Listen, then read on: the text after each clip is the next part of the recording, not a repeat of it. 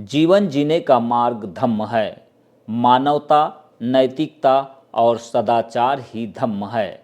धम्म यानी कि सत्य है, बुद्धिवाद है और विज्ञान भी है। सारे मानवों का कल्याण करना धम्म है और उससे भी आगे जाकर जीवित प्राणियों का कल्याण करना ही धम्म का सार है।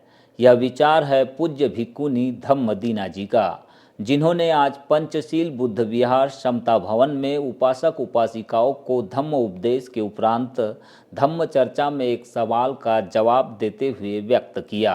धम्म क्या है? देखिए, किसी भी चीज को हम लोग दो भाषाओं में समझते हैं, एक सांसारिक भाषा में और एक धम्म की भाषा में। सांसारिक भाषा में समझें, यदि धम्म क्या है तो हम कह सकते हैं जीवन जीने का मार्ग है। आप अपने जीवन में खूब संपत्ति कमाएं, नौकरी पेशा जो आपको करना है आप करें, लेकिन उसको कमाते हुए उसको कैसे भोगना है, उसको भोगते हुए सुखी कैसे रहना है, ये जीवन जीने की कला धम्म है। ये सांसारिक शब्दों में इसका अर्थ हुआ। लेकिन अगर धम्म की भाषा में इसका अर्थ देखें तो भगवान के द्वारा बोले गए 84,000 वचन जो सूत्र हमें त्रिपिटक में मिलता है, वो संपूर्ण त्रिपिटक जो महासागर के समान है वो धम्म है। और वो हर मनुष्य जाति के लिए इतना उपयोगी है कि जिस प्रकार एक महासागर में अनेक नदियां आकर के मिल जाती हैं और अपना अस्तित्व खो बैठती हैं, हम नहीं बता सकते समुद्र में से कि कौन सी नदी का पानी इसमें आया है। धम्म ऐसा महासागर है जिसमें हम आप अलग अलग नदियां हैं।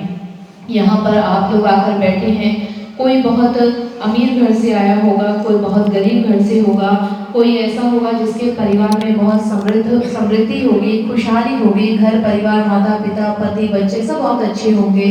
किसी के घर में दुख भी होगा, कोई रोज घर में लड़ाई झगड़ा कलेश तनाव बीमारी हारी होती होगी। मैं हरियाणा से, आप बालाघाट से, मध्य प्रदेश से, तो हम लोग सारी अलग अलग नदियां हैं और हम धम्म के महासागर में आकर मिले हैं। तो वास्तव में अगर सांसारिक भाषा में जिसे बहुत कुछ धम्म नहीं समझता, जिसने अभी तक भगवान बुद्ध के विषय में जाना ही नहीं है, उसके लिए सीधा सीधा है कि यदि आपको जीवन में सुखी होना है तो जीवन में सुखी होने का जो मार्ग है वही धम्म है। आपको बता दें कि पूज्य भिक्खुनी धम्मदीना इस समय बालाघाट के प्रवास पर है, जहां उनके द्वारा बीते 3 दिनों से उपासक उपासिकाओं को विश्व शांति के लिए, मानव कल्याण के लिए भगवान बुद्ध का धम्मोपदेश दिया जा रहा है। 12 जनवरी को सुबह 11:30 बजे संघदान हुआ। इसके पश्चात दोपहर 12 बजे से धम्म देशना के साथ मन की एकाग्रता के लिए जरूरी आनापान का अभ्यास और उसकी अनुभूति का एहसास भी कराया गया।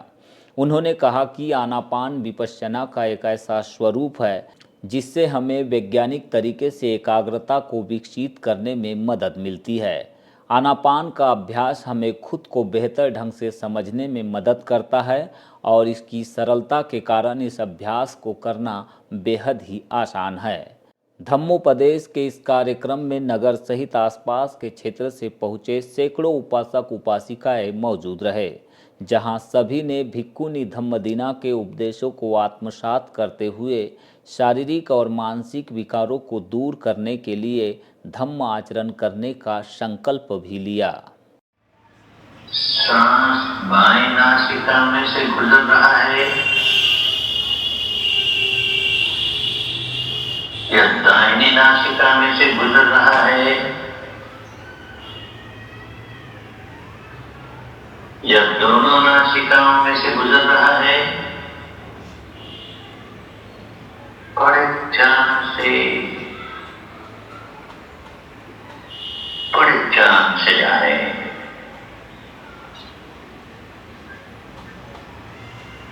उसे बदलने की कोशिश नहीं करें।